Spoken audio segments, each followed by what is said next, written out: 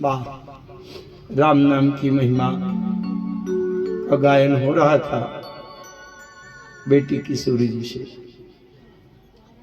आज हम लोगों ने देखा कि यहाँ भी सीताराम नाम अखंड कीर्तन साल भर से चल रहा है, जब से पिछले वर्ष यज्ञ हुआ था प्राण प्रतिष्ठा में। ये पूरे तुमड़ा ग्राम ही नहीं बल्कि संपूर्ण क्षेत्र का सौभाग्य है जहां राम नाम का अखंड कीर्तन करे। सबसे बड़ी सुरक्षा, सबसे बड़ा कवच है कि जो कलयुग में सुरक्षित हो जाता है राम नाम ही। अच्छा, आप देखो, पूरी लंका जल गई। अभी मैं कथा में वहां चलूंगा, लेकिन राम नाम की महिमा का आपको स्मरण करा दूं। पूरी लंका जल गई, केवल एक घर नहीं जला। 11 नगर निमिष कुमाही, एक विभीषण कर गए। क्यों? केवल एक ही तो अंतर था कि रावण काम में डूबा था, कोई धाम में डूबा था, लेकिन विभीषण जी राम नाम में डूबे थे। इसलिए पूरी लंका जली तो जले, लेकिन जो राम नाम के जप में कीर्तन में डूबा है वहां कोई अग्नि का प्रवेश नहीं हो सकता। आइए, मैं कल वहां पहुंचा, जब हनुमान जी लंका गए तो विभीषण जी के भवन के सामने जाकर खड़े हो गए, विचार करने लगे। उसी समय विभीषण जी की नींद खुल गई और उन्होंने दरवाजा खोला तो सामने देखा कि एक पंडित जी खड़े हैं। तिलक चंदन कंठी माला सब पूरा वेशभूषा, विप्रवेश धरि कपिता आए। विभीषण जी के दरवाजे पर हनुमान जी विप्रवेश से खड़े थे। विभीषण जी ने आधी रात में दरवाजा खोला, जब देखा यहां पंडित जी ब्राह्मण खड़े हैं। आश्चर्य हो गया। विभीषण जी कहने लगे, सृष्टि का ब्रह्मांड का सबसे बड़ा आश्चर्य। हनुमान जी ने कहा, क्या? बोले, लंका में ब्राह्मण, वो भी जिंदा, इससे बड़ा आश्चर्य क्या हो सकता। अब वास्तव में सत्य था। विचार करें, जहां लंका है, सोने की लंका, तो उसके चारों तरफ से समुद्र की खाई है। कोई अंडित पंडित ये समुद्र पार करके कैसे जाएगा बताइए? है कठिन बात की नहीं। और जाने का प्रयास भी करे तो वहां रडार लगा है। सिंहिका नाम की राक्षसी समुद्र में जल के भीतर घुसी बैठी, पकड़ लेती है। अच्छा, उससे भी कोई बच जाए किसी युक्ति से, तो लंका में प्रवेश करते समय लंकिनी है, वो बिल्कुल मेटल डिटेक्टर है, वो तो तुरंत पकड़ लेती, वो तुरंत पकड़। हनुमान जी मच्छर की तरह मशक समान रूप कपिधरी, तो लंका ही चले समुद्र न रही तो उसने पकड़ लिया। जाने नहीं मरम सठ मोरा, खा जाऊंगा। अब बताओ, कोई पंडित कितना बच के जाएगा? और उसके बाद अगर कोई बच के निकले तो लंका नगर के भीतर गली, रास्ता, चौराहा, बाजार, कहीं से तो निकलेगा, किसी न किसी की नजर तो पड़ ही जाएगी। तो चाहे राक्षसों का छोटा बच्चा भी अगर देख ले कि कोई पंडित जा रहा है, तो उसको ना अस्त्र शस्त्र हथियार उठाने की जरूरत नहीं है, सेना बुलाने की जरूरत नहीं है। वो राक्षसों का छोटा सा भी बच्चा अगर पा जाएगा पंडित जी को, तो वो इसे लेगा जैसे रसमलाई मिल गई। अरे वहां जिंदा बच के जाना कितना कठिन है। मैं एक आपको बात बताऊं, याद आ रही है, बड़ी हल्की बात है। जैसे वहां अरण्य कांड में देखते हैं कि राम जी को ऋषियों ने बताया, वहां अस्थि समूह देख रघुराया, हड्डियों का ढेर लगा था। राम जी ने पूछा कि ये क्या है, क्यों लगा है? पूछी मुनि ने लागी पिदाया। ऋषियों ने बताया कि निश्चर निकर सकल मुनि खाए। ये सारे राक्षसों के ने साधु संतों को, ऋषि मुनियों को खा खा के मांस, रक्त, मज्जा चूस चूस के हड्डी इकट्ठा कर दिया, ताकि और जो साधु संत हैं देख करके भयभीत हों कि भैया बड़ा खतरा। अच्छा, तो वहां के एक संत ने बताया राम जी से, एक संत ने कहा कि एक बार महाराज मैं ध्यान लगाए बैठे था, स्नान करने के बाद भगवान का आंख बंद करके ध्यान कर रहा था, कुछ माला जप रहा था, तो कोई बहुत बड़ा जीव जंतु आवे, पशु आवे, तो उसके पैरों की चाप सुनाई देती है, आहट सुनाई देती है। तो जब बड़ी जोर से आवाज सुनाई देने लगी तो मैंने आंख खोला तो 75 फीट ऊंचा बहुत बड़ा लंबा चौड़ा एक खड़ा था, राक्षस विशाल काय। उस साधु ने कहा, अरे महोदय आप कौन है? आप तो बड़े लंबे चौड़े हैं। हाँ मैं राक्षस। और राक्षस, अच्छा आप खाते क्या हैं? इतना बड़ा शरीर है, खाते क्या हैं? उसने बताया कुछ भी, जो भी मिल जाए, गधा, घोड़ा, भैंसा, भैंसी, गाय, बकरी, मनुष्य, कहूं महिष, मानुष, धेनु, खर, अज, खल, वो सब खाते। वो साधु डर गए कि लगता है आज तो गई जिंदगी, खा जाएंगे। अच्छा संयोग से उस दिन एकादशी थी, जैसे आज एकादशी है, तो साधु ने पूछ लिया तो महाराज एकादशी का फलाहार नहीं करते हो? और राक्षस ने कहा हाँ एकादशी को तो व्रत और फलाहार करते हैं। अब साधु को लगा कि लगता है बच गए, आज एकादशी है, बच गए। साधु ने पूछा कि तो फिर एकादशी को क्या करते हो? तो राक्षस ने बताया कि एकादशी को भैंसा नहीं खाती, गाय नहीं खाती, बकरा बकरी नहीं खाती, गधा घोड़ा नहीं खाती। एकादशी को शुद्ध साधुएं खाते हैं, पंडितें खाते हैं, क्योंकि हमारी शैली में, संस्कार में पंडित साधु को शुद्ध फलाहारी माना जाता है, इसलिए साधुएं खाते हैं। अब बताओ, जो राक्षस ब्राह्मण को, साधु को शुद्ध फलाहारी मान करके, पवित्र भोजन मान के खाता हो, उन निशाचरों की नगरी में अगर ब्राह्मण का विप्रवेश बनाकर हनुमान जी सुरक्षित बच गए तो विभीषण जी को आश्चर्य होना स्वाभाविक है। कैसे बच गए? हनुमान जी ने कहा कि मित्र आपको मुझे देखकर आश्चर्य हो रहा है, लेकिन मुझे आपको देखकर आश्चर्य हो रहा है। विभीषण जी ने कहा आपको क्या आश्चर्य हो रहा है? हनुमान जी ने कहा रावण ने पूरी धरती में राम नाम लेने से, पुराणों की कथा करने से, यज्ञ श्राद्ध तर्पण करने से पूरी धरती में रोक लगा दिया। जय जय देश देन दिज पावे, नगर गांव पूरे आग लगा, सपने हो सुनिए न वेद पुराण। लेकिन सबसे बड़ा आश्चर्य कि रावण के बगल वाले महल में आप रातों दिन राम राम ते सुमिरन की ना, ये भी तो बड़ा आश्चर्य है कि नहीं?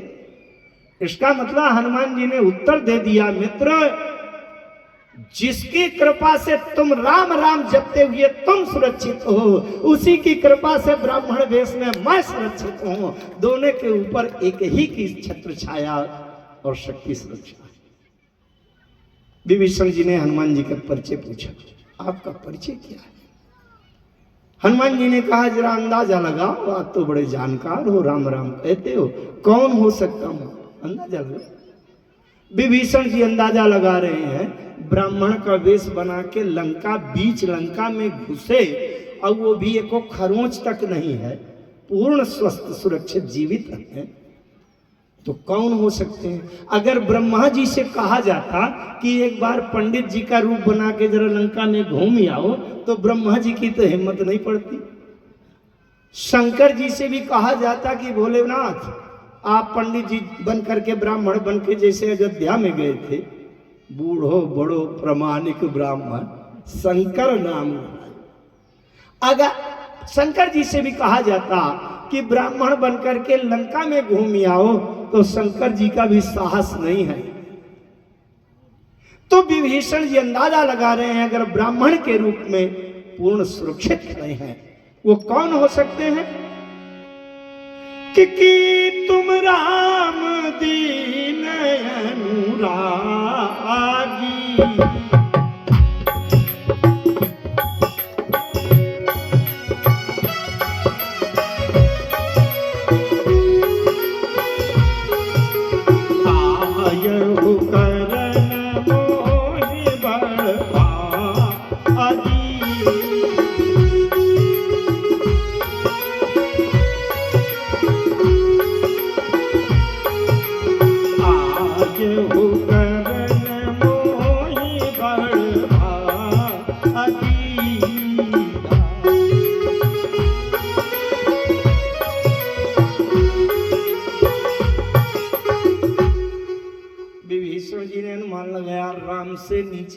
इनका कोई अनुमान नहीं है। राम से नीचे वाला कभी लंका में ब्राह्मण वेश बना के जानबूझ के खतरे में डालेगा हो ही नहीं। अच्छा, अब विभीषण जी ने कहा आप बताओ आपका परिचय क्या है। हनुमान जी ने अपने परिचय में उस समय बंदर रूप में आ गए। तब हनुमंत कही सब राम कथा। विभीषण जी ने कहा महाराज पुराण सुनाने को नहीं कहा, नाम पूछा, परिचय पूछा। हनुमान जी ने कहा मित्र इस जीवन का सच्चा परिचय तो राम कथा ही है। राम के कथा के अलावा अंदर बंदर का कोई परिचय होता है? ये राम गोपाल तिवारी का भी सच्चा परिचय राम कथा ही है। अगर राम कथा ना होती तो कहां बांदा का निवादा गांव, कहां आपका तुमड़ा, कौन किसको जानता है। इस जीवन का सच्चा परिचय केवल राम कथा है, केवल राम कथा सुनना। हनुमान जी ने विभीषण जी का परिचय पूछा। मित्र आप बताओ आपका परिचय क्या है, आप बड़े अटपटे हो, बड़ा आश्चर्य हो रहा है देख के। विभीषण जी ने बताया मैं रावण का भाई हूं। हनुमान जी ने कहा लगते तो नहीं हो। रावण के महलों में 100 त्रैलोक्य सुंदरियां हैं तो 10-20 तो आपके महलों में भी होनी चाहिए अगर रावण के भाई होते। रावण अगर 20 बोतल पिए पड़ा है करसी पान सोवस दिन राती तो 2-4 बोतल तो आप भी गटक के सो रहे होते कि नहीं। अच्छा भाई होते तो भाई का जैसा कोई लक्षण होता है कि नहीं। हनुमान जी ने कहा लगते तो नहीं हो भैया कि रावण के भाई। अच्छा रावण के ठीक ठीक भाई हो, कैसे भाई हो। विभीषण जी ने कहा भाई तो हूं लेकिन थोड़ा सा बीच में कुछ कसर है। क्या? बोले सौतेला भाई हूं रावण का। मानस में लिखा है। बालकांड में एक प्रसंग आता है राजा प्रताप भानु का। प्रताप भानु को श्राप मिला तो रावण बन गया। प्रताप भानु के छोटे भाई का नाम अरिमर्दन, उनको श्राप मिला तो कुंभकर्ण बन गए। और प्रताप भानु के एक मंत्री तो सचिव जो रहा धर्म रुचि जासु सचिव,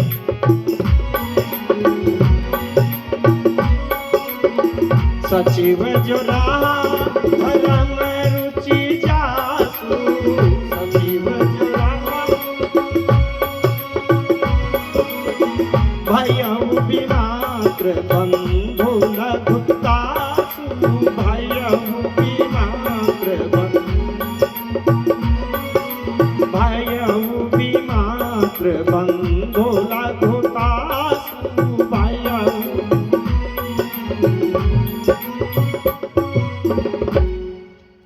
विमात्र माता दूसरी, नाम विभीषण जही जग जाना, विष्णु भगत विज्ञान निधान। सौतेले भाई। अच्छा हनुमान जी ने एक और बात पूछी, थोड़ा गहरी है और मेरा तो स्वभाव है कुछ न कुछ गहराई में थोड़ा उतर जाना जगह मिले। हनुमान जी ने कहा तुम रावण के भाई कैसे हो। आप लोग थोड़ा एकाग्र होकर के समझिएगा कैसे हो। विभीषण जी ने कहा विश्रवा मुनि का पुत्र रावण है, अब विश्रवा मुनि का बेटा मैं हूं, इसलिए दोनों भाई हुए। हनुमान जी ने कहा ये किराए के कमरे का पता बता रहे हो, कोई स्थायी पता है? जैसे कोई महानगर में भोपाल में रहे, 3 महीना एक मोहल्ले में रहा, फिर कमरा बदल दिया, 4 महीने दूसरी जगह चला गया, और फिर 8 महीने के लिए 1 साल के लिए तीसरे मोहल्ले में चला गया, और 3 साल पहले हमने पता लिखा था, चिट्ठी डाली, कैसे मिलेगा? है ना? अब बात और सरल करके बताओ। हनुमान जी ने कहा कि विश्रवा मुनि का पुत्र होने से तुम भाई मान गए। इस संसार में शरीर रूपी घर का ठिकाना है क्या? कुछ जीव जंतु होते हैं कि एक ही दिन की उनकी आयु समाप्त हो जाती है। मच्छर है, चींटी चींटा है। कुछ जीव जंतु हैं 2-4 महीने का जीवन होता है, कुछ जीव जंतु हैं 2-4 साल में निपट जाते हैं। अच्छा हम भी बड़े कोई बहुत बड़े वो हैं क्या? 100 साल की उम्र हमारी भी होती है, वो पूर्ण आयु, बल्कि 100 तक अब कोई जाता नहीं है। जहाँ 600 करोड़ वर्ष पृथ्वी की आयु है, 600 करोड़ वर्ष पृथ्वी की आयु है, वहाँ 100 साल के शरीर में अगर रह करके फिर बदल दिया तो रोजे का किराए का कमरा तो ही है बदलने वाला। जिंदगी एक किराए का घर है, एक न एक दिन बदलना पड़ेगा। समय कम रहता है इसलिए गीत नहीं गाऊंगा। तो ये किराए के कमरे का पता कोई अस्थाई पता है जो बदलने वाला ना हो? आप लोग भी ध्यान से समझिएगा। हमारा आपका परिचय जब पूछा जाता है, आपका परिचय राम गोपाल तिवारी। कहाँ का राम गोपाल तिवारी? अभी 67 साल की आयु हुई है, इसका मतलब 68 साल पहले राम गोपाल तिवारी नहीं था और 10-20 साल के बाद भी ये नहीं रहेगा। बात समझ रहे हैं?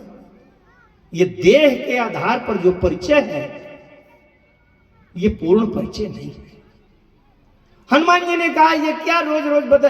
अच्छा, जब विश्रवा मुनि के पुत्र नहीं थे, इसके पहले तो मगर घड़ियाल थे, जोंक थे, केकड़ा थे, सांप बिच्छू थे, कोई हाथी घोड़ा था, तब भी तुम भाई थे क्या उसके? अच्छा, हम आप भी जो भाई भाई बने हैं, जो पति पत्नी बने हैं, पूर्व जन्म में कोई बकरिया रही होगी और कोई सांप रहा होगा, तो कोई पति पत्नी रहा क्या? केवल इस शरीर में है, इस शरीर में कितने दिन रहेंगे? इसको स्थायी परिचय न मानिए, बड़े ध्यान से समझिए।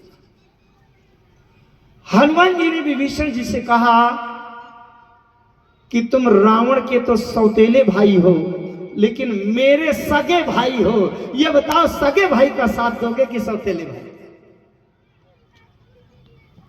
एक थोड़ी सी बात और जोड़ दूं। हनुमान जी जब लंका गए तो 4 वर्ण की 4 नीतियों का प्रयोग किया। 4 वर्ण होते हैं हमारे मानव समाज में, ब्राह्मण, क्षत्रिय, वैश्य, शूद्र, और 4 नीतियां होती हैं, साम, दान, दंड, भेद। साम नीति क्या है जानते हैं? क्या है साम नीति?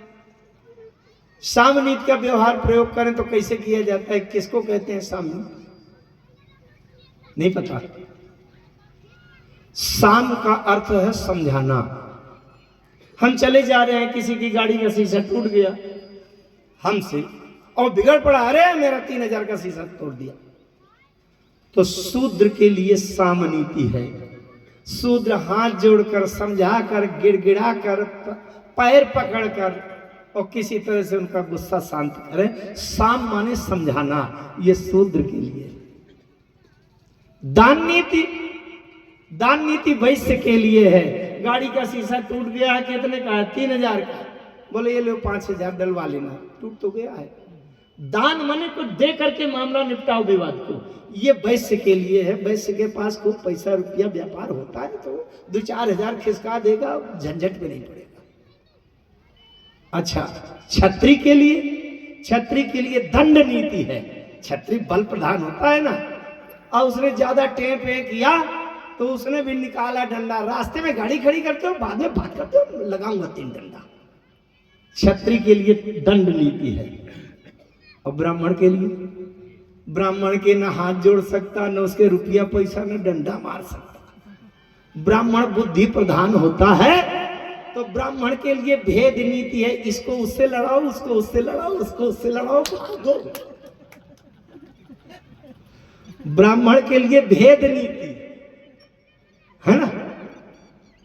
तो हनुमान जी वहां विप्र वेश धरि कपिता आए। ध्यान दीजिएगा, कितना शास्त्र सम्मत मानस का एक एक वाक्य, एक एक घटना। ये केवल कहानी नहीं है, केवल घटना नहीं है। जितने धर्म शास्त्र हैं उन सब की कसौटी पर एक एक अक्षर अक्षर बिल्कुल अपना खरा। हनुमान जी जब विप्रवेश बनकर के पहुंचे तो ब्राह्मण के लिए भेद नीति है, तो हनुमान जी ने भेद डाल दिया। भेद डाल दिया कैसे? बोले तुम रावण के तो सौतेले भाई हो, कहां घिस पिट रहे हो, और मेरे सगे भाई हो। मानस में लिखा है, मैं भी चौपाई स्मरण कराऊंगा। विभीषण जी ने कहा सगे भाई, ये सगे भाई आज दिखाई पड़े हैं जिंदगी जीवन कैसे हो? मैं नहीं मानता। मानस में लिखा है कि तब हनुमंत कहा सुनु भ्राता,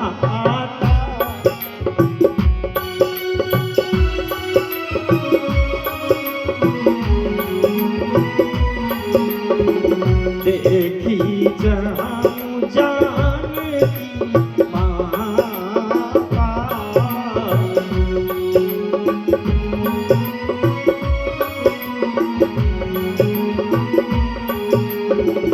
देखी जहाँ जानकी माता।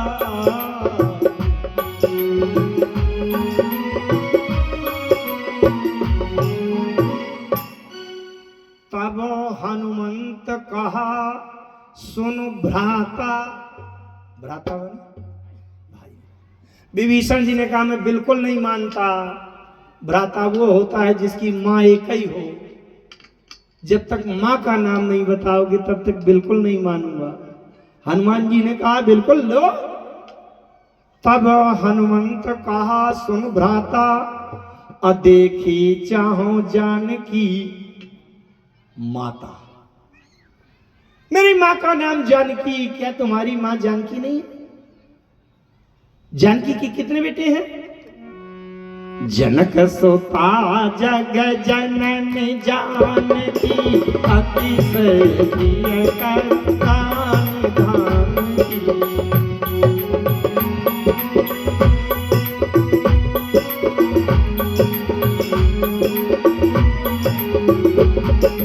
ताके जुगपद कमल मनावं। ताके जुगपद कमल जासु कृपा निर्मल मति पावं। जासु कृपा।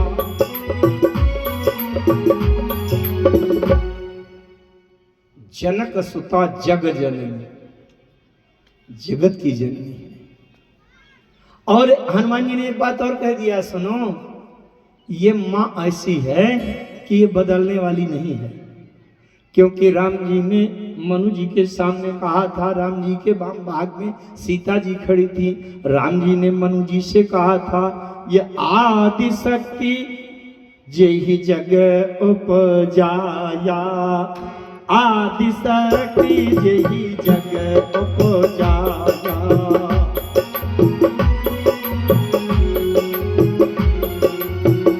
आदि शक्ति जेहि जग उपजाया। आदि शक्ति जेहि सो अवतरी मोरी है माँ। क्या सो अवतरी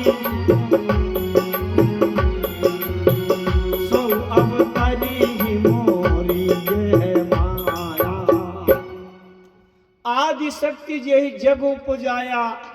इसी ने जग को उपजाया है। तो जग के भीतर हमारे शरीर चाहे 10 बार 50 बार बदल जाएं, पर ये माँ बदलने वाली माँ नहीं बदलेगी। ये स्थायी परिचय है। अच्छा माँ नहीं बदलेगी तो पिताजी बदलेंगे क्या? पिताजी बदल जाए तो माँ में कलंक लग जाएगा। तो ये जग जननी है। अब पिता कौन है? कि जगत पिता रघुपति ही विचार।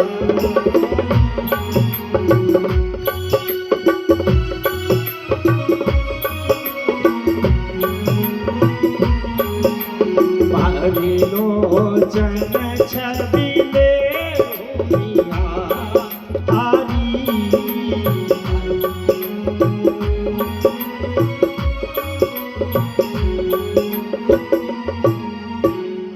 जगत पिता रघुपति, जगत पिता राम और जगत जननी जानकी, हम दोनों इन्हीं के बेटे हैं। इसलिए हम सगे हुए कि नहीं? ये क्या है? भेद डालने की युक्ति है। कैसे? संसार के दोष दुर्गुण में जो व्यक्ति डूबा है उसको राम सीता की याद दिलाकर और उससे संबंध जोड़कर संसार की गंदगी से बाहर निकाले। ये हनुमान जी ने कृपा किया। एक बात और बताऊं मैं आपको, बहुत समझने लायक। जैसे एक व्यक्ति एक पार्टी में काम कर रहा है 20 साल से, उदाहरण है दे रहा हूं, राजनीतिक नहीं कभी बात करता।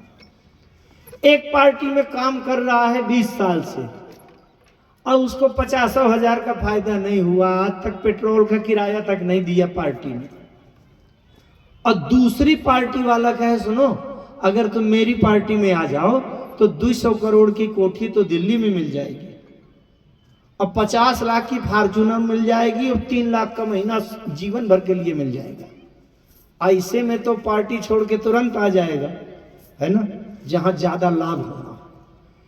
लेकिन हनुमान जी की भेद नीति कितनी विशिष्ट है, आप ध्यान से समझेंगे।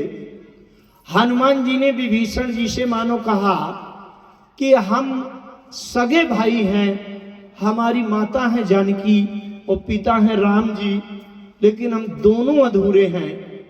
मैं पिताजी के पास से आया हूं, माता जी को देख नहीं पाया। अब आप माता जी के पास रहते हो लेकिन पिताजी के पास आप नहीं पहुंच पाए। हम अगर दोनों गठबंधन की सरकार बना लें तो आप मुझे माता जी के पास पहुंचा दो, और मैं पिताजी के पास आपको आमंत्रण देता हूं, चले आइएगा, आपको दरवाजा खुला। साधनात्मक दृष्टि से ये क्या है? राम है ज्ञान तत्व। एक साधक ज्ञान की स्थिति से अपनी साधना शुरू कर देता है, अहम ब्रह्मास्मि, और एक भक्ति भावना पूजा उपासना से अपने जीवन की साधना शुरू करता है। लेकिन साधना की पूर्णता तब है जब ज्ञानी के जीवन में भक्ति आ जाए और भक्त के जीवन में कण कण में परमात्मा को देखने की ज्ञान दृष्टि आ जाए, तब साधना पूर्ण सिद्ध सफल हुई। ये मान हनुमान जी ज्ञान से आए हैं, भक्ति तक पहुंचना चाहते हैं। विभीषण जी भक्ति की सीता के पास रहते हैं, परंतु ज्ञान तक तो राम के पास नहीं पहुंच पाए।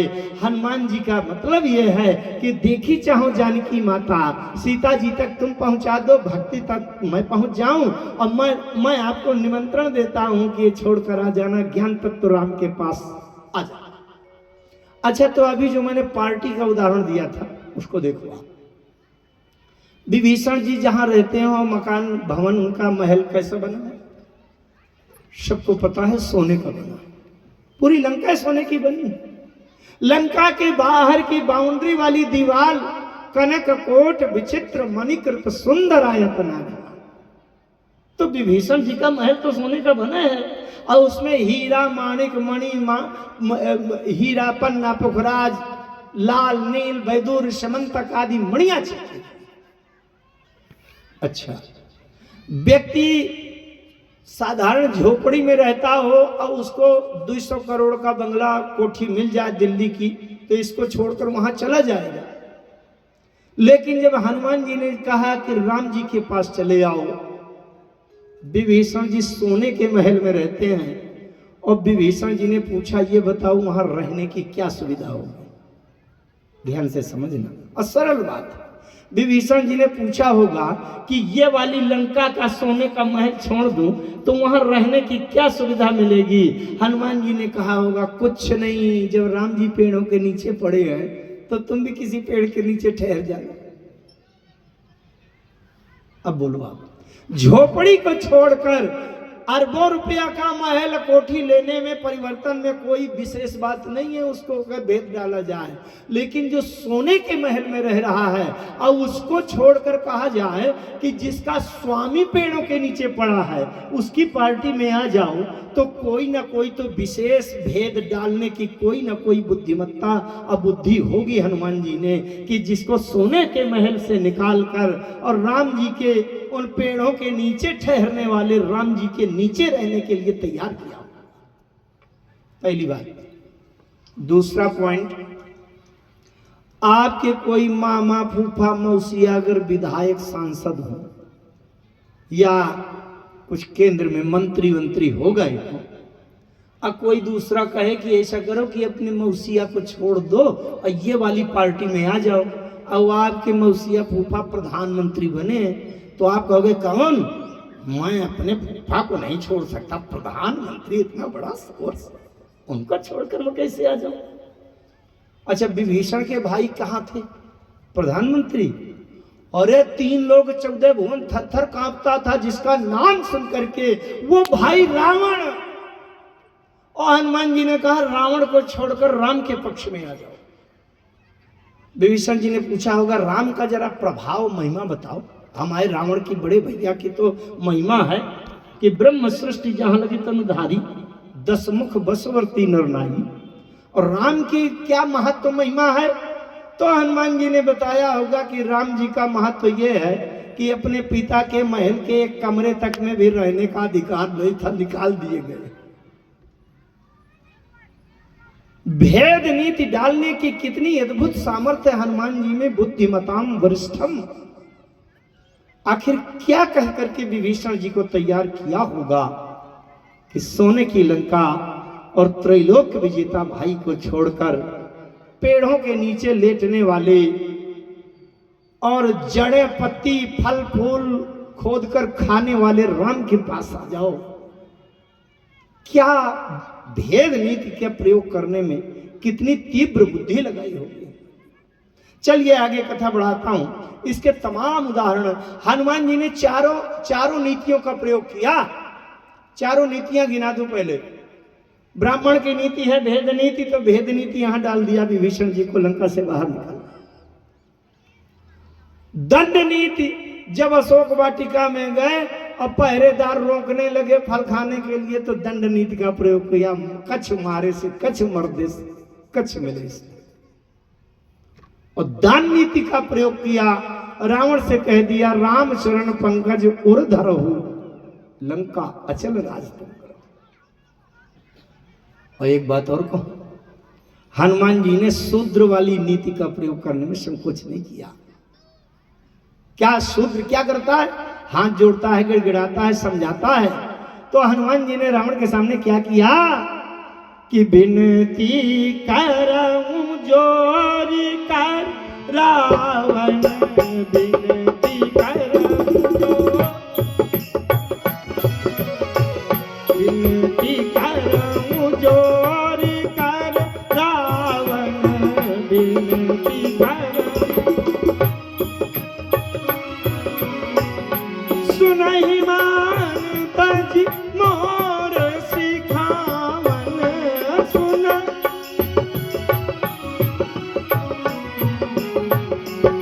बिनती करऊं जोरी कर रावण, बिनती कर।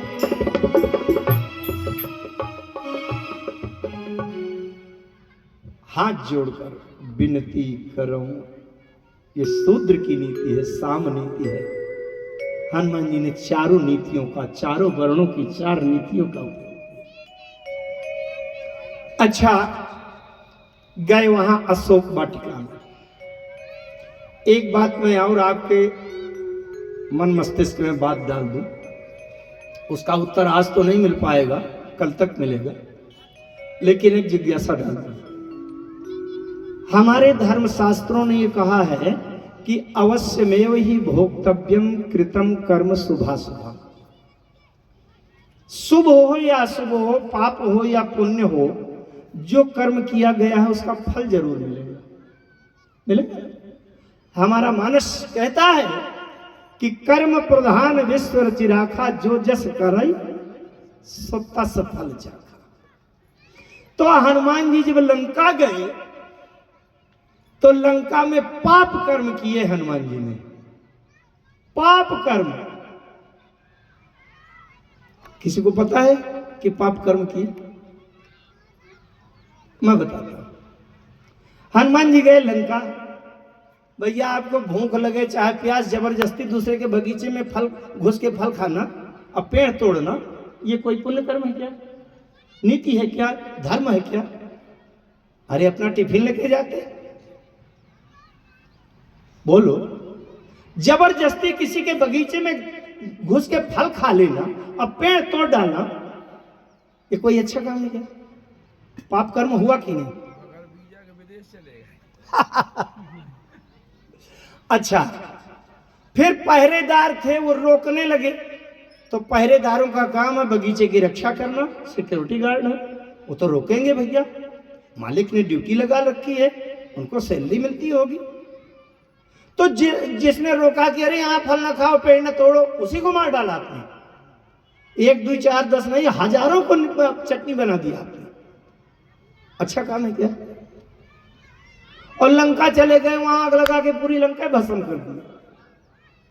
शास्त्रों में लिखा है कि अगर इतनी सूखी घास, 4 महीने की सूखी घास भी एक गाय के खाने भर के लिए सूखी घास रखी हो, और जिसकी रखी है उसके काम की हो, उसको अगर कोई आग लगा के जला दे तो संपूर्ण धर्म शास्त्रों में उस पाप से मुक्त होने का प्रायश्चित नहीं है। जरा देखो कहां से निष्कल।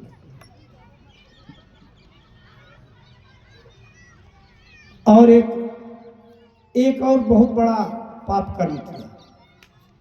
क्या? जब पूरे काम कर चुके थे तो चुपचाप लौट आते लंका से। श्री राम चुपचाप लौट आते, तो चुपचाप नहीं लौटे। चलत महाधुनी गरजे भारी, चलत महाधुनी गरजे भारी, चलत महाधुनी गर्भ स्रवहि रजनी चरनारी, गर्भ स्रवहि रजनी चरनारी, गर्भ स्रवहि रजनी चरना। अच्छा, वहां से चलते समय भयंकर गर्जना किया, सबके गर्भपात हो गए। शास्त्रों में लिखा है कि जो कोई गर्भपात करता है, ब्रह्मा विष्णु महेश ये तीनों मिलकर के भी उसको इस जघन्य पाप से मुक्त नहीं कर पा सकते। अनंत काल तक नरकों में पकाया जाएगा। इतना बड़ा महापाप है। हनुमान जी ने किया कि नहीं? है तो पाप कर्म की नहीं? पाप कर्म के कारण हनुमान जी को नरक जाना चाहिए कि नहीं? लेकिन नरक नहीं गए। अगर हमारे जीवन में, बड़े ध्यान से समझिएगा, अब बहुत कठिन नहीं है, इसका निष्कर्ष निकलेगा, कल निकले या परसों निकले, निष्कर्ष निकलेगा। अब क्यों निकलेगा? ये कथा क्यों सुनाई जाती है? हनुमान जी ने जिस युक्ति से किए गए पाप कर्म के फल भोग बंधन से अपने को जैसे बचाया, अगर उसी तरह हमको भी वो स्थिति प्राप्त हो जाए, हम भी समझ जाएं, अब बहुत कठिन नहीं है, तो हम भी किए गए कर्म के फल बंधन के भोग से, बंधन से मुक्त हो जाएंगे, तभी मोक्ष। और एक काम और किया, गर्भपात में जब तक गर्भ में लिक्विड रूप में वो रहता है गर्भ, तब तक जल्दी उसका पात नहीं होता, एबॉर्शन नहीं होता। तो जिन राक्षसियों के द्रव रूप में गर्भ थे वो नहीं गिरे, तो 2 महीना बाद समुझत जास दूत कई करनी, गर्भ स्रवहि रजनी चर धरनी। अच्छा, तो ये पाप कर्म हनुमान जी के द्वारा हुए। भाई देखिए, कहने में संकोच नहीं है, शास्त्र है सबसे बड़ा प्रमाण। ये कर्म पाप कर्म ही हैं। अब वो चाहे हमसे, आपसे, किसी से हो, चाहे हनुमान जी से हो, है तो पाप कर्म। लेकिन जरा ये युक्ति हम इस कथा से सुनेंगे, सीखेंगे कि हनुमान जी क्यों बच गए उस बंधन से, और वही युक्ति हम भी सीखें, तभी हम जीवन से मुक्त हो पाएंगे। चले गए वहां, कहा? अशोक वाटिका में, अशोक वृक्ष में बैठे हुए थे। तो तरु पल्लव महु रहा लुकाई, तरु पल्लव महु रहा लुकाई,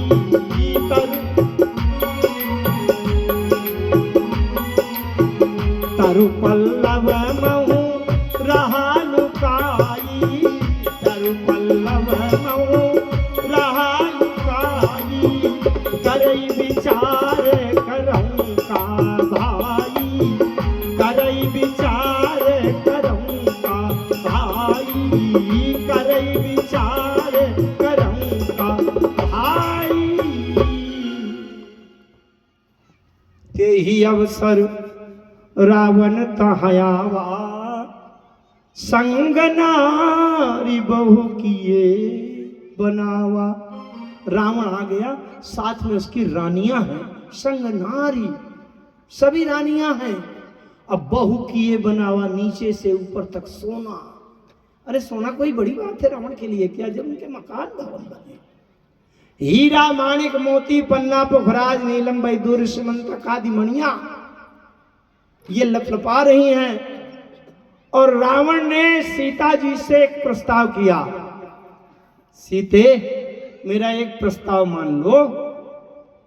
तो वो प्रस्ताव के बदले में ये सुन कह रावण सुन सुमुख सयानी मंदोदरी आदि सब रानी, तब अनुचरी करम पनमोरा एक बार विलोक मोरा। मेरा प्रस्ताव मान लो तो मंदोदरी आदि सब जितनी रानियां हैं, तब अनुचरी करो का मतलब कल से तुम्हारी चप्पल धोया करेंगे, तुम्हारे तलवा में तेल की मालिश करेंगे। सोचो। तो सीता जी ने एक बात कही रावण से, बोले सुनो मूर्ख, एक बार अमावस्या की आधी रात में एक जुगनू कमल के पास गया और कमल से कहा, कमल भैया हम तुम्हारा जरा खिला हुआ चेहरा देखना चाहते हैं। कमल ने कहा मैं खिल तो जाता, लेकिन समस्या एक है। क्या? बोले मैं अंधेरे में कहीं खिलता नहीं। जुगनू ने बड़े गर्व से कहा, इसकी चिंता मत करो, मैं अभी लप लप लप करता हूं, तुम खिल जाओ। कमल ने कहा, मूर्ख कहीं के, जुगनू के चमकने से कहीं कमल खिलता है? कमल तो तब खिलेगा जब सूर्य की किरण भगवान भास्कर का उदय होता है, तब कमल खिलता है। सीता जी ने रावण से कहा, सुनो दशमुख खद्योत प्रकाशा, अकबहू की नलिनी कर ये विकासा। ये तुम सोने की लंका दिखा रहे हो मुझे? सीता जी कौन है? उमा रमा ब्रह्मादि वंदिता, जगदम्बा संतत मनिंदिता, जासु कृपा कटाक्ष सुर चाहत चितवन। वो है सीता। रावण समझ गया कि इसने मुझे जुगनू बना दिया और राम को सूर्य बना दिया। आप ही सुनि खद्योत सम राम ही भानु समान, परुष वचन सुनि काढ़ी असी, बोलायति खिसियान। रावण को गुस्सा आ गया, काढ़ी असी म्यान से तलवार निकाल लिया। तलवार भी कौन? चंद्रहास नाम की तलवार। चंद्रहास तलवार भगवान शंकर ने रावण को दिया था। उसमें भगवान शंकर का वचन था कि अगर ये तलवार का प्रहार किसी के ऊपर कर दिया जाए तो घाव चाहे 1 इंच ना हो, केवल ऐसे छू जाए तो उसकी मृत्यु निश्चित हो जाएगी। जिसके ऊपर चंद्रहास तलवार का प्रहार कर दिया जाएगा उसकी मृत्यु निश्चित हो जाएगी। अच्छा, हनुमान जी अशोक वृक्ष के पत्तों में छुपे बैठे देख रहे हैं और रावण ने चंद्रहास तलवार ऐसा लपका दिया। 8 इंच जगह बची सीता की गर्दन चंद्रहास तलवार। और अगर झटके में छू जाए तो सीता मरेगी, पक्का है, शंकर जी का वरदान है।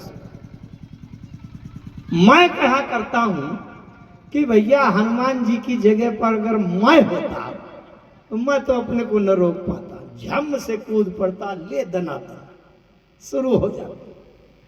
क्यों? जिस सीता के पीछे इतनी बड़ी कहानी गढ़ी गई है, थोड़ा सा लपक जाए तलवार, ऐसे छू जाए, वो सीता मर जाएगी। कहानी गढ़ने से क्या लाभ मिलेगा, क्या निकलेगा? लेकिन धन्य है हनुमान जी। अच्छा, हम लोग कमजोर इस समय होते ऐसे स्थिति में तो रावण के सामने न जाते, लेकिन हनुमान जी अतुलित बलधाम, एक चुटकी में संपूर्ण ब्रह्मांड को चटनी बनाने की सामर्थ्य हनुमान जी में है और अखंड बल लिए बैठे हैं। और रावण के हाथ में चंद्रहास तलवार सीता के गर्दन के निकट लपक गई है।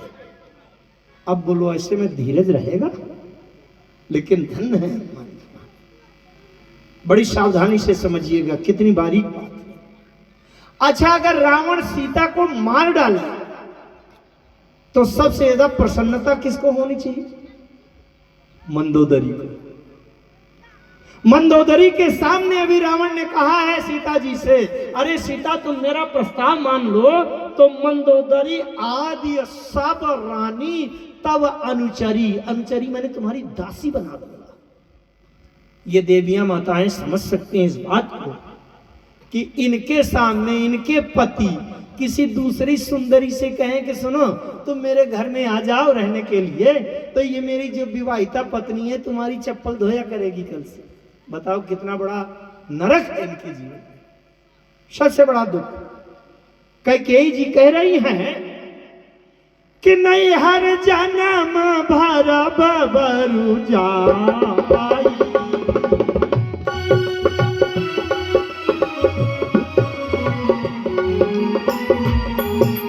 जिया तन करब सबत से उकाई, जिया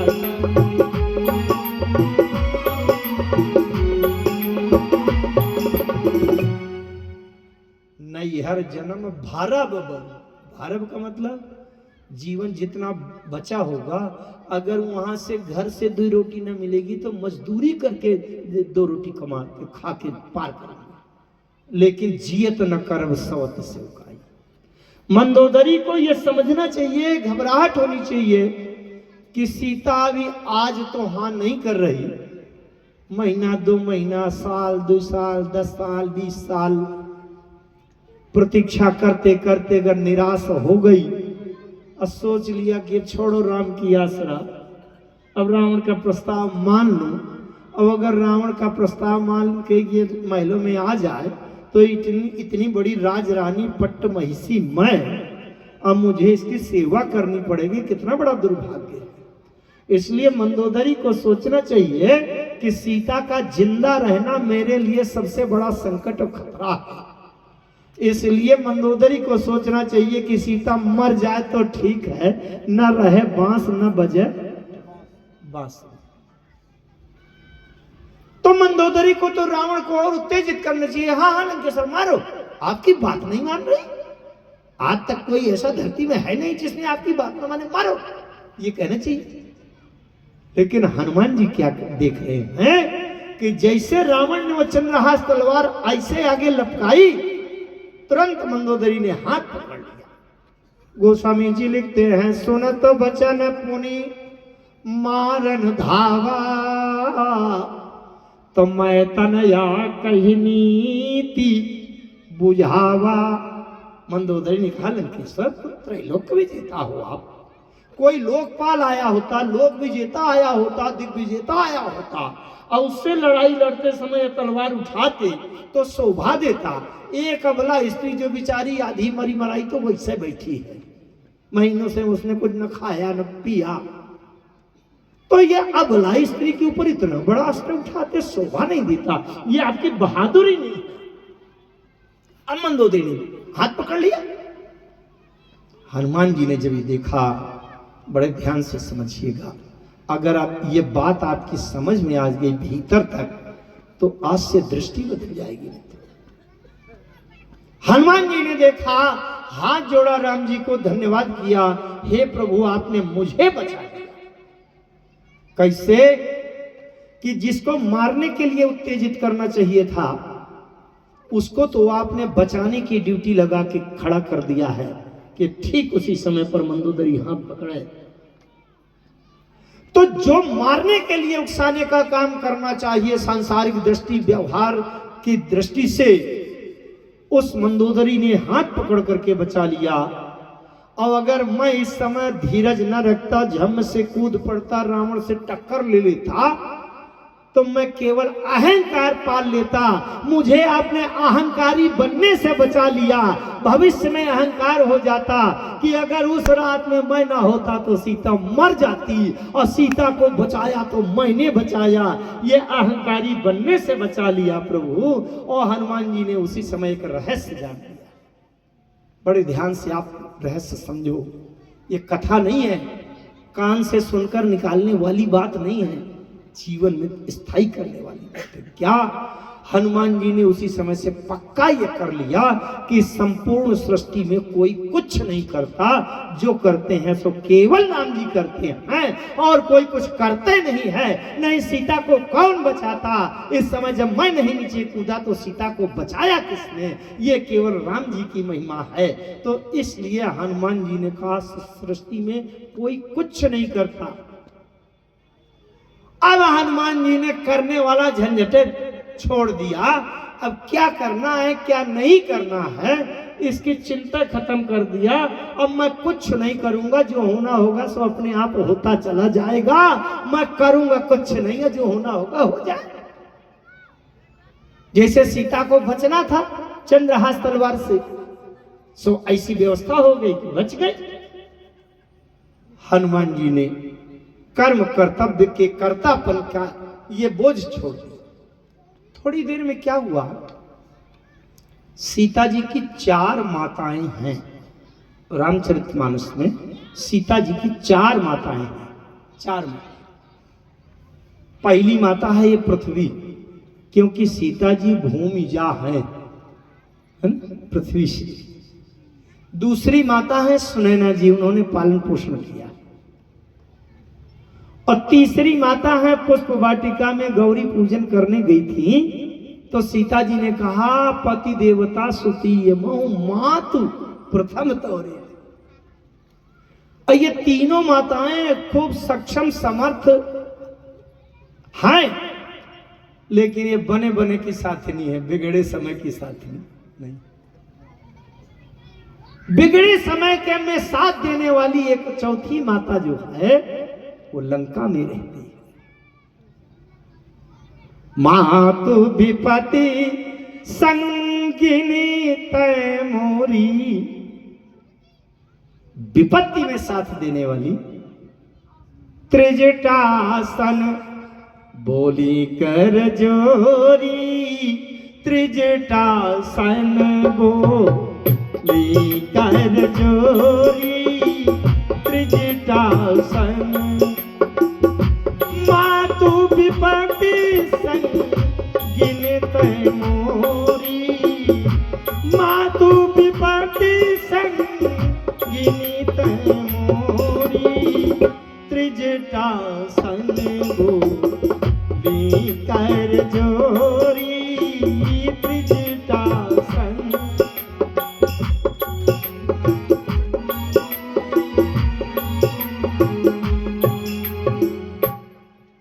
माँ तो विपत्ति संग। अच्छा, त्रिजटा जी को सीता जी ने माँ, एक बार ऐसा नहीं कि धोखे में कह दिया हो, निकाठ रच चिता बनाई मातु अनल पुन देह लगाई।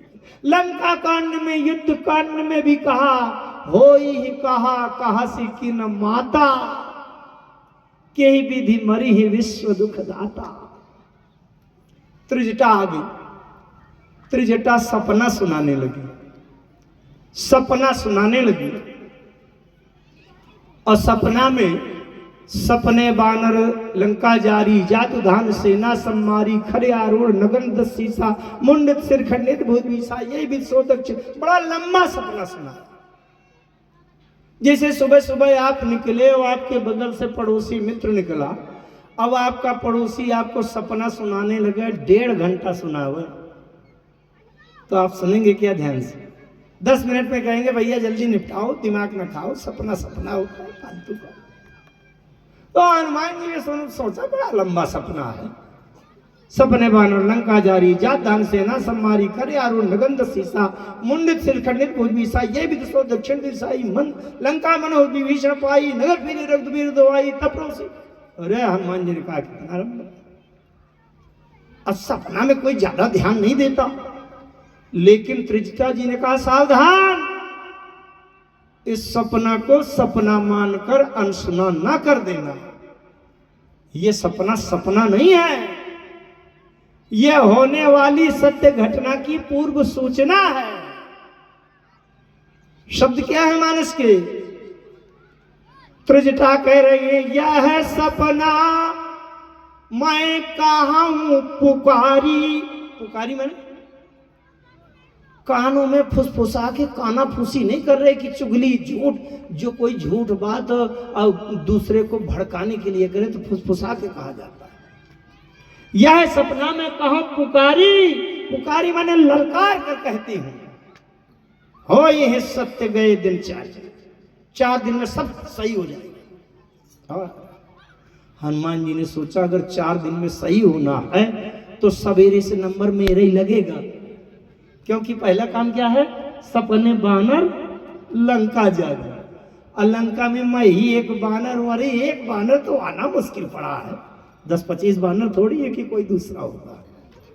इसलिए ये तो मुझे मेरा पहले से नंबर है, शुरुआत यहीं से होनी है।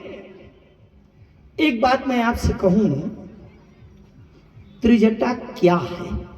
बड़े ध्यान से सुनना इसको।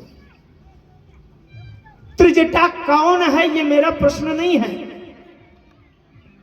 अगर कहूं त्रिजटा कौन है तो तमाम 10-20 लोग बता देंगे कि विभीषण की पुत्री है, लेकिन त्रिजटा कौन है मेरा प्रश्न नहीं है। त्रिजटा क्या है ये प्रश्न।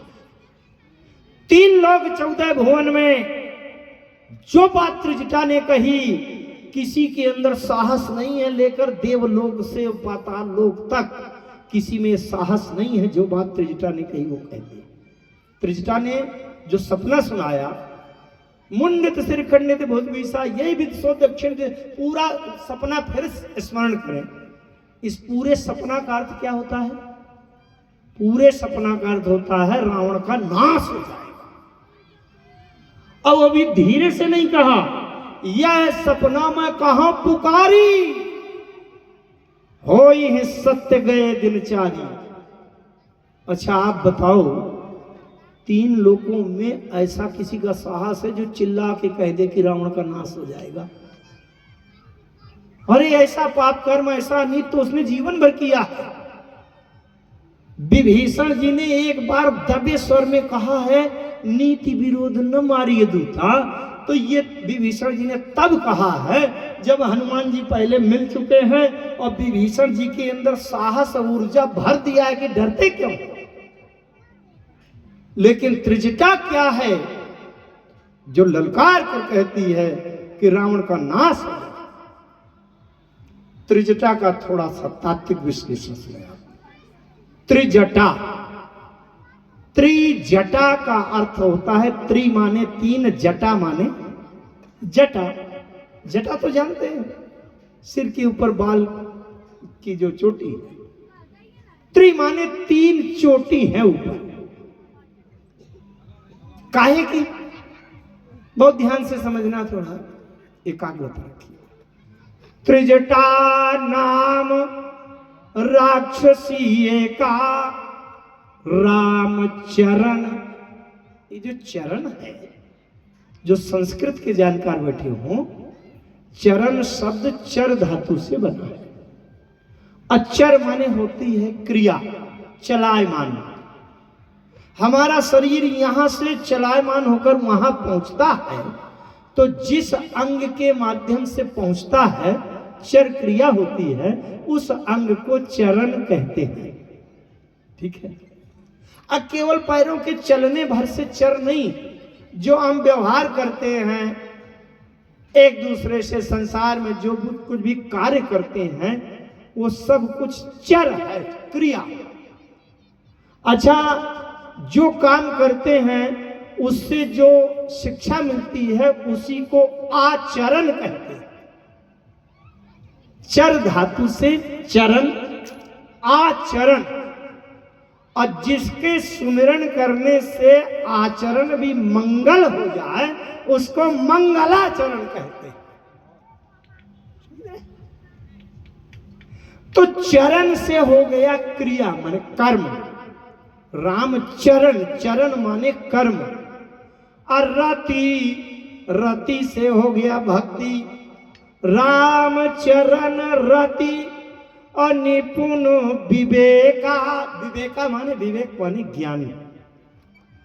त्रिजटा क्या है? जिसके सिर के ऊपर, सिर के मतलब जीवन में सर्वोच्च महत्व के स्थिति में, जीवन में सर्वाधिक सर्वोच्च महत्व 3 जटाओं का है, जो है राम चरण रति निपुण विवेका, माने राम जी के प्रति ज्ञान कर्म भक्ति की 3 जटाएं जिसके सिर के ऊपर हो, वो है त्रिजटा। राम जी के प्रति ज्ञान कर्म भक्ति का जिसके जीवन में सर्वोच्च स्थान महत्वपूर्ण हो, वो त्रिजटा। त्रिजटा ने कहा, सपने बानर लंका जारी। हनुमान जी विचार में पड़ गए, लंका जलाऊंगा तो फंस जाऊंगा। हनुमान जी अगर लंका जला दें तो राम जी कहेंगे, क्यों हनुमान, जब मैंने लंका जलाने का आदेश नहीं दिया था तो तुम बिना लंका की राक्षसी के कहने से लंका जलाया, क्यों जलाया? फंस जाऊंगा। अब अगर लंका नहीं जलाऊंगा तो राम जी कहेंगे, क्यों हनुमान, कोई बात कहना हम भूल गए, त्रिजटा जैसी भक्ता से मैंने संदेशा भी भेजा कि लंका जला के आना है, तो जला के क्यों नहीं आए? हनुमान जी चक्कर में पड़े, लंका जलाऊंगा तो फंस जाऊंगा और लंका नहीं जलाऊंगा तो फंस जाऊंगा। बड़ी मार्मिक बात है। कर्तव्य अकर्तव्य की स्थिति है। जिसका जो आवश्यक कर्तव्य है, अगर कर्तव्य नहीं करोगे, गाय घर में बंधी है, उसका पानी चारा भूसा नहीं दोगे तो दोष लगेगा।